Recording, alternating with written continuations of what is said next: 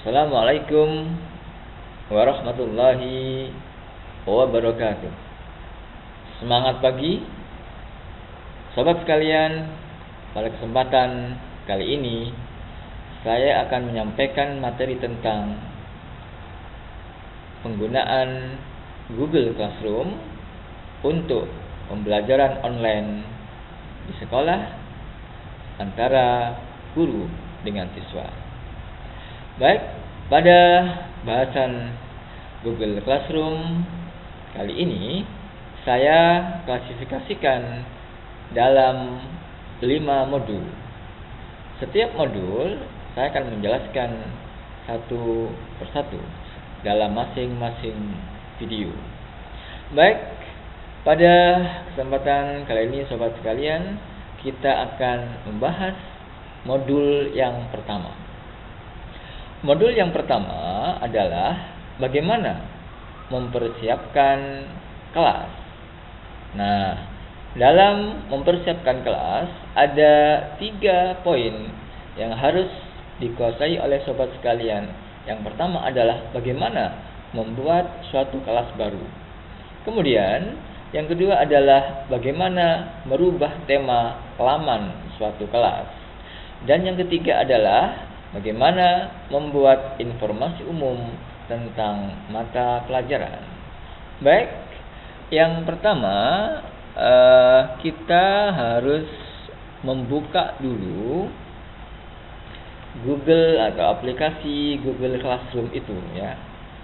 Baik, saya sudah membuka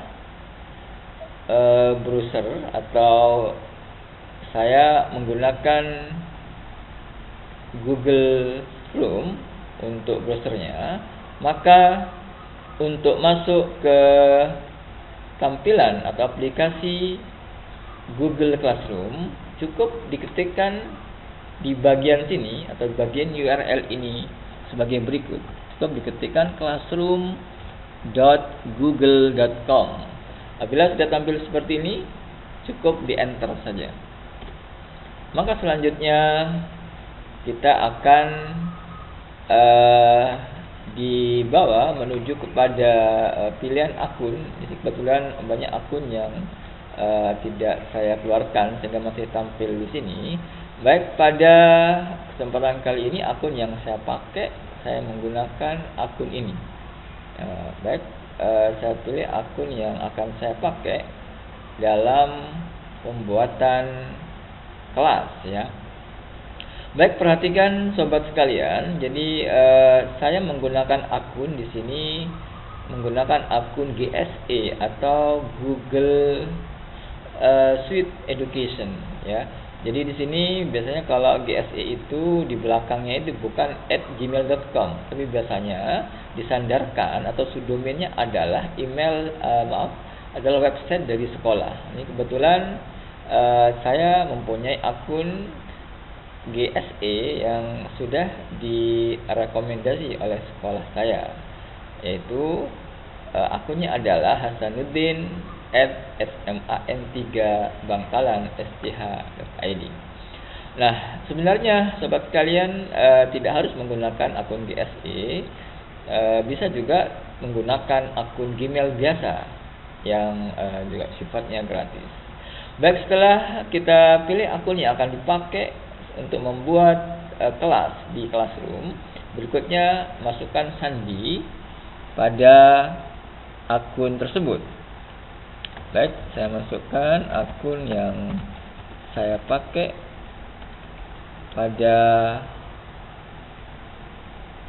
pada akun tersebut.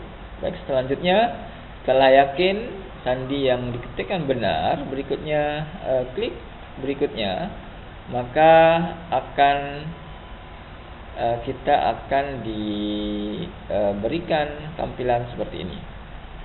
Nah, kita sudah berhasil login ke Classroom ya.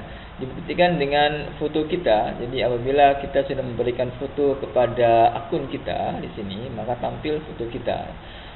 Kalau di sini tidak ada foto, mungkin biasanya tampil huruf depan dari nama yang diberikan pada akun kita.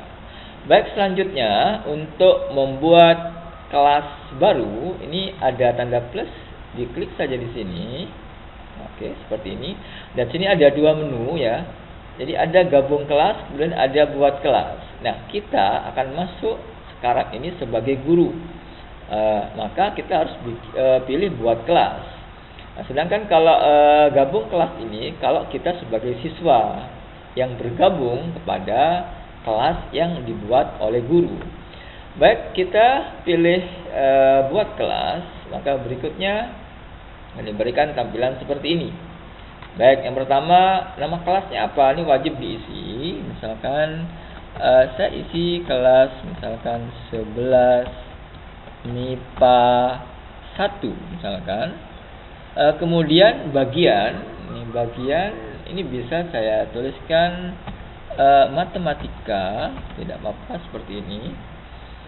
Kemudian mata pelajarannya boleh saya tuliskan misalkan matematika peminatan seperti ini ya.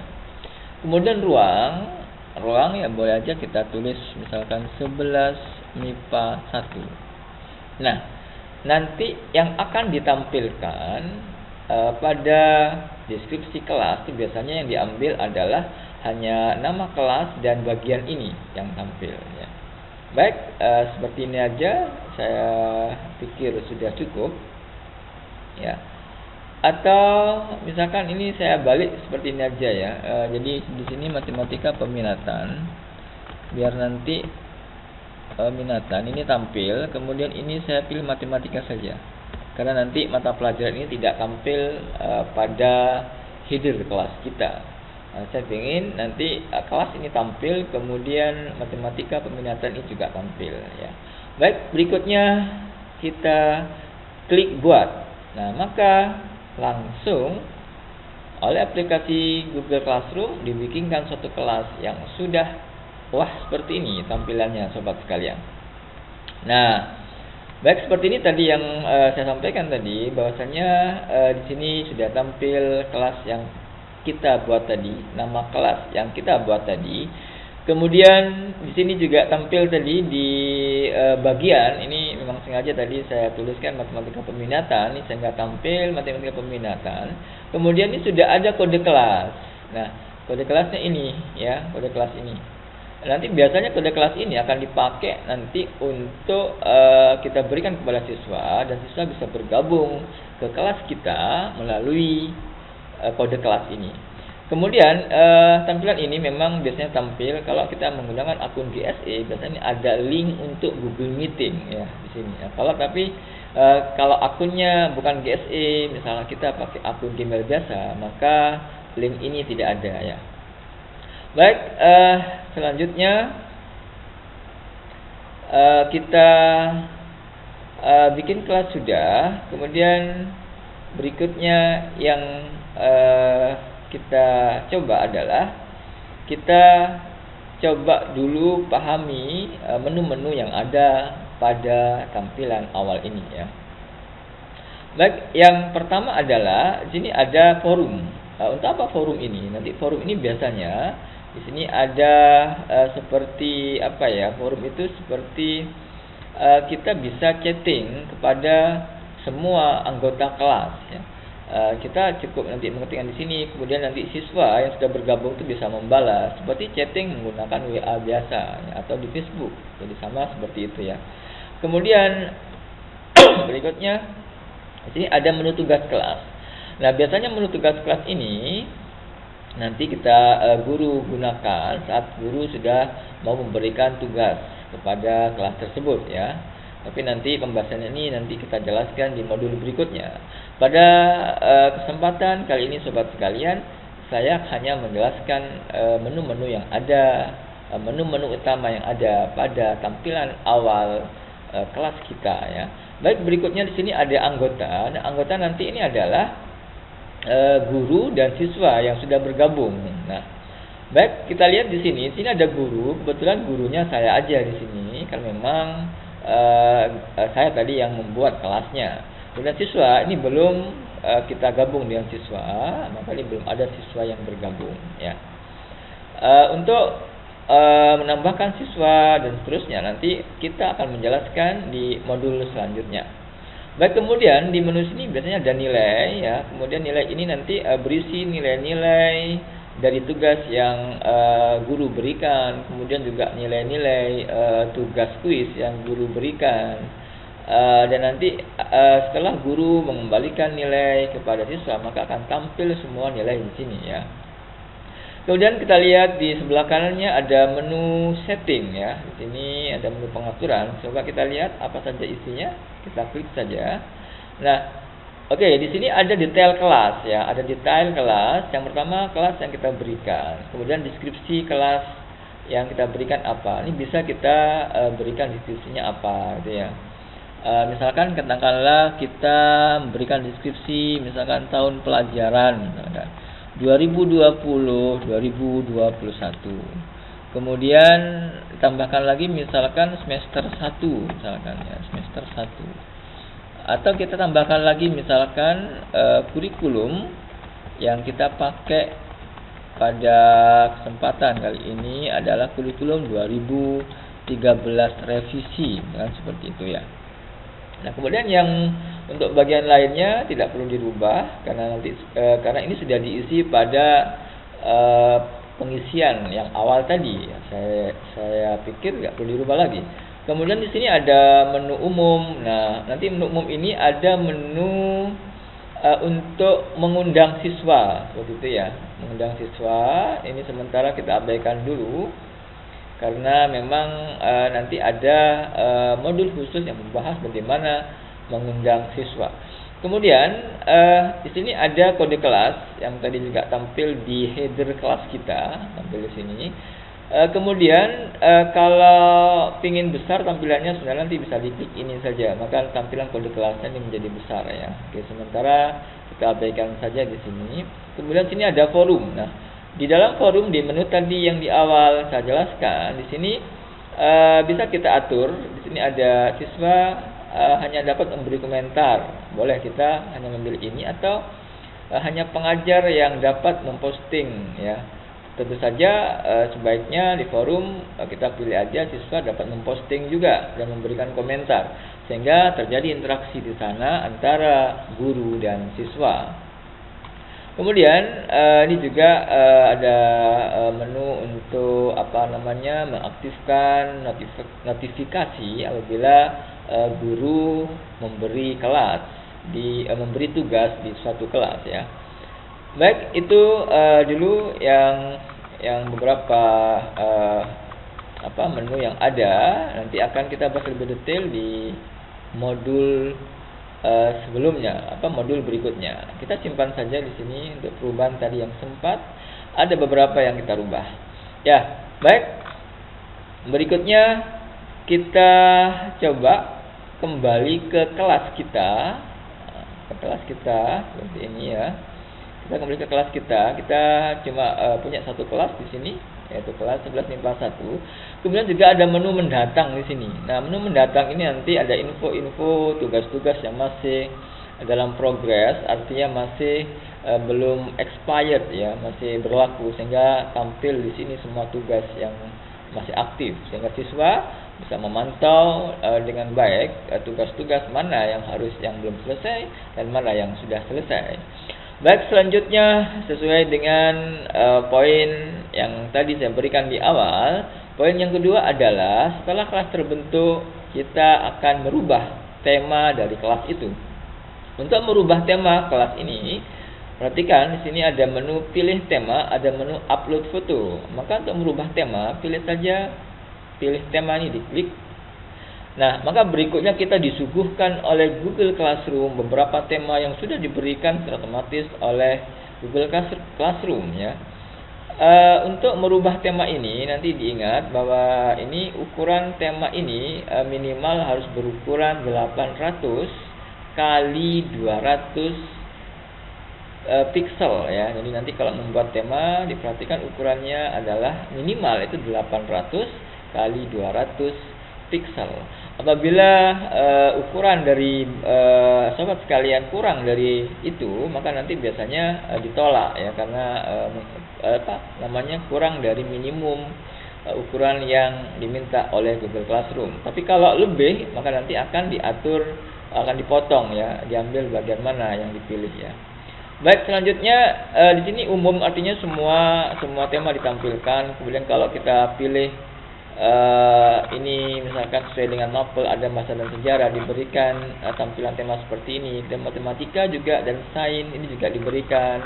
Sudah diberikan dengan sangat banyak sekali oleh Google, dan bagus-bagus di sini adalah olahraga dan lainnya. Oke, banyak. Baik, misalkan katakanlah saya karena saya ngajar matematika, kemudian maka saya pilih tema berkaitan dengan matematika. Misalkan saya pilih yang ini, yang ada grafiknya. Kemudian setelah kita memilih untuk mengambil pilihan ini, kita pilih tema kelas. Maka tema yang kita pilih tadi akan langsung dipasang di sini ya. Bagaimana? Sobat sekalian, mudah bukan? Nah, selanjutnya kadang kita kurang pas lah kalau temanya itu kurang mencirikan kita atau sekolah kita. Maka boleh Google Classroom tetap merekomendasi untuk mengunggah foto. Artinya boleh mengupload header sendiri ya. Misalkan seperti ini, saya pilih upload. Maka berikutnya kita pilih foto yang ada di komputer kita, diklik ini. Dan saya sudah membuat tadi header yang sudah saya buat, ukurannya ini pas ya. Ini kita lihat di sini ukurannya 800 kali 200 pixel ya, sehingga kalau ini yang saya pilih maka insya Allah langsung akan masuk ya. Jadi tidak ada batasan. Nah, perhatikan hasilnya, maka akan tampil seperti ini ya. Baik, nah ini sebuah contoh header yang dibuat sendiri ya. Oke, seperti ini ya. Baik, selanjutnya jadi kita sudah bisa tadi merubah tema, kemudian juga bisa mengganti tema yang kita buat dengan tema yang kita buat sendiri. Nah, selanjutnya yang terakhir, poin yang ketiga yang saya sampaikan di awal tadi dalam modul 1 ini adalah bagaimana menambahkan informasi berkaitan dengan mapel kita. Baik, untuk menambahkan informasi itu kita masuk aja ke menu tugas kelas, kemudian pilih buat, kemudian kita tambahkan topik saja. Jadi kita tambahkan topik di sini. Misalkan saya mengajar matematika peminatan ya untuk kelas 11 MIPA ya. Maka untuk semester ganjil itu ada 2 bab yang saya bahas. Yang pertama adalah persamaan trigonometri, nanti yang kedua adalah rumus jumlah dan selisih trigonometri. Maka saya berikan topiknya ini bab yang akan saya ajar pertama kali, yaitu persamaan trigonometri ya.